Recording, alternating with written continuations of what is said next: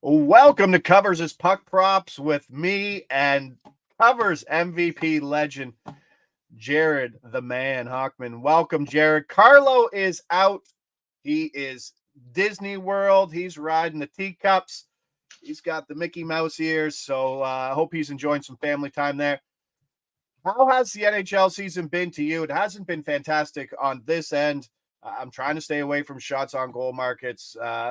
I just find that I think a lot of bettors are right now seeing some issues with some scoring.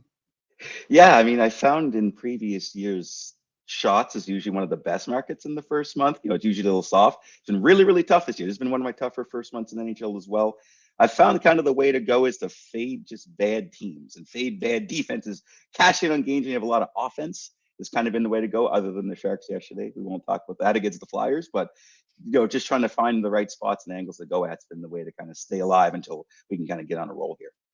Yeah, you mentioned San Jose. I mean, lots of people were Mhm. on the Flyers, but San Jose still managed to score fewer than 3 goals.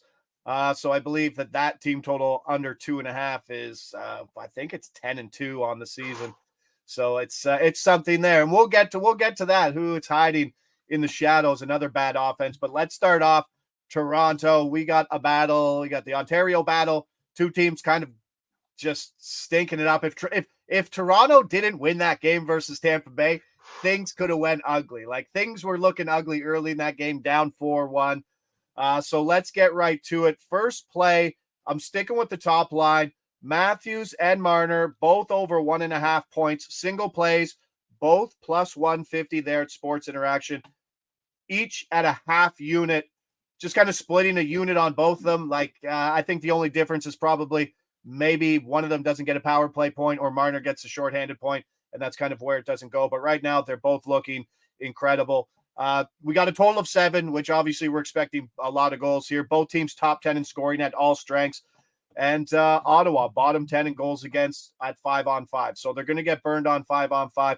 Mitchie's got back-to-back 4-point games. Only one of those has come on the power play. And the thing I like about it, Toronto at any moment could be trailing. And when they trail, the top 6, and especially this new top line with Matthew Nyes on it, are going to get a lot of time. There's issues with the Toronto goaltending where game script could be in our favor. There's obviously issues with the Ottawa goaltending. Don't know if it's Corp. Don't know if it's who's the Oh, other goalie Helver. there? Yeah. Either or, not too worried about it. Both teams struggling, and there's a reason for it. They're not playing tight hockey. Just like Matthews to keep going, he's got over 1.5 points in 3 straight games. He looks a little less injured in the wrist than he was last year.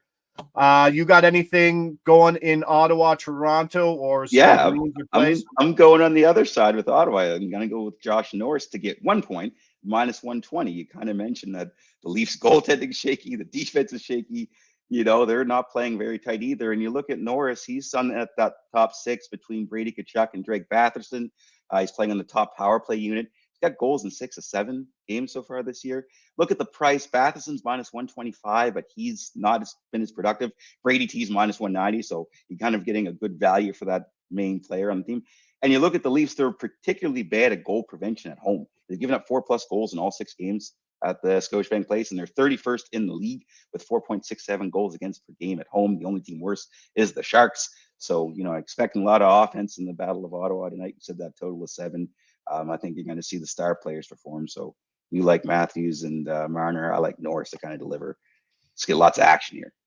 I love the Norris play. That was the first one I saw this morning at minus 120. It doesn't really correlate to everything else for his line, his opportunity, the full game total of 7. I think he's only been held without a point in 1 or 2 of his One. games this year. And he's second on the team in points per 60 behind Tkachuk, who you mentioned was about 190, 195 to get a point. So like him, and he's a centerman, so he touches the puck even Yep. more. There's a lot to like in it. So 3 plays there. Matthews for over 1.5 points plus 150, half a unit. Mitch Marner over 1.5 points plus 150, half a unit, splitting a full unit up there. And then the Norris play for a point at minus 120. We were trying to, with a 3-game slate pal, we were trying to find something Florida, Washington as we looked across the markets. and you're just like, this game stinks. And usually when you can't find anything, obviously the under's in play. And we mentioned the Sharks. If it wasn't for San Jose, the Washington offense would also be in the grinder, averaging 1.9 goals per game, only better than San Jose. This is a spot where we're going to hit the Washington team total under 2.5 plus 115 at SIA. This is just something, I mean, Bob looked shaky in his last start, but Florida as a team, top 4 in expected goals against per 60 at 5-on-5. So it's there. I just need Bob to jump in and make and get a game. Stolaires played the Chicago game 2 games ago, and he came in last game, so he probably won't get the start. So Bob was yanked in the first. Hopefully there's a rebound there. Washington, like I said, they're just not a team that's scoring. I think you mentioned before we jumped on here, a team that scored 3 goals or more in just 2 of their games so far this year, and one of those was in the shootout. So that's where we are today, hitting Washington team total under 2.5. And if you're fading teams like you mentioned, Jared, we're hitting Washington here, and San Jose under 2.5. Forward is also a go. It's been bad. And you also look at the Panthers. I think they've got about a 60% Corsi for percentage over the last 7 games. So they're controlling the play too. So the Capitals probably won't have a lot of chances to score. Power play looks broken. I think they're 31st in the league at like under 10% success rate. Just a lot of not a lot of things going in the Caps' favor. And like you said, the Caps have only scored 3 goals in regulation. It's actually been once. They've gotten to 3 goals 3 times, twice in a shootout, once in regulation, and it was against the Sharks. So when they face a team that is not an historically awful NHL hockey team, they have yet to score 3 goals. So we're going to go with the Caps to stay under 2 against the Florida team that's much better and who's going to control the play and goalie bubble rebound. They'll save us. That bottom 6, as I bring up the lines in Washington, is some ugly. Anthony Mantha, Connor McMichael, and Alexia Protas on the 3rd line, and then Hendrix Leperrier, Matthew Phillips, and Beck Malinston on the 4th line. Not a lot to love there. This is, I don't know, Sonny Milano, TJ Oshie, and Evgeny Kuznetsov is probably one of the most let down offensive players in hockey. So was looking at the full game under 6.5, minus 115 is the lean. And then Ovechkin, I don't know, just in these games where there's guys like plus 170 is a lot for anybody not to get a point. Ovi's plus 170 not to get a point tonight. I love those spots. Barkov's plus 160 not to get a point. I almost feel like I have to hit those. I mean, Arturi Lehkonen was plus 170 not to get a point. I mean, I lost the play, but you're looking at plus 170. Like we just said, the Caps probably are going to score at most 2 goals. So the chances of Ovi getting a point when you only get 2 goals there, you kind of watch him on the eye test. He's just not the same Hunter he used to be. Like he's not impacting every shift anymore. The power plays where he makes his bread and butter, they're not doing anything. So you're really counting on 5-on-5 offense here. He's probably going to be facing a lot of Sasha Barkov, one of the best defensive forwards in hockey. Again, that's not that price for one of the worst offenses in hockey for a guy to not get a point. It's really hard to say no to that just on the potential and value. Yeah, trying to find a comp for plus 170 just on the puck line. So Florida to win on the puck line minus 1.5 is roughly the same price as Ovechkin not to score. I think, I don't know. I still think not to score is the better play there. But Washington team total under 2.5. Let's go to your side. You like the late game. Kings, Knights. It's I don't know if I want to stay up till 10 o'clock for this game. It will be a good game. I absolutely love the Kings all year. Now Cam Talbot's actually playing incredibly well. That was the only difference between that team being good and elite, and they're starting to climb up the Western Conference ladder. You're on block shots. You're on block shots, and if you're going to do block shots, 2.5 is a big number, but there's very few teams in all of hockey who commit to blocking shots more than the Golden Knights. Yeah, and then you say going for Petrangelo 2.5 there. And actually, the biggest reason is I think the puck's going to be in Vegas' end most of this game. I know Vegas is a wagon, but so are the Kings. You look at LA, they're 5th in Corsi for percentage. Vegas is 26th. Over like the recent stretch, Vegas has been outshot 173 to 147 in their last 5 games. LA has a plus 41 shot advantage over its last 5. So you can see a lot of pucks heading towards the Vegas goal. And I look at Pietrangelo, he's their minutes eater. He plays the most minutes on the team in that blue line. He's on the first penalty kill. He's got a 53% D zone start percentage, and he's also topped this number in 4 of his last 5 games. So I just look at it more on an opportunity cost. I think it should be a great even game, but the Kings tend to really fire a lot of pucks in net and keep it in the other end zone. And like I said, Vegas is committed to blocking shots. So it would take a flyer here on Pietrangelo to kind of get in the way of at least 3 of them and help Vegas try and keep that pristine record going. Yeah, if you're new to the block shot market, your numbers are 1.5 and then the 2.5s. And the 2.5s are pretty much across the board plus money as I try to bring up some block shots per 60. Pietrangelo is sitting 3rd on the team right now at 6.98 shots per block per 60.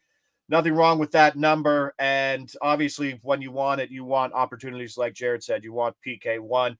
You want large ice time. And this is a guy who's playing 38.4% time on ice share, which is that's all you're just looking for ice time and just getting in the way. So let's get that for more plus money. And I'm still waiting, bud. I'm still waiting for Quinton Byfield to get any action on a prop, like outside of the power play point. Like he's doesn't have a shot on goal market. He doesn't have a point market.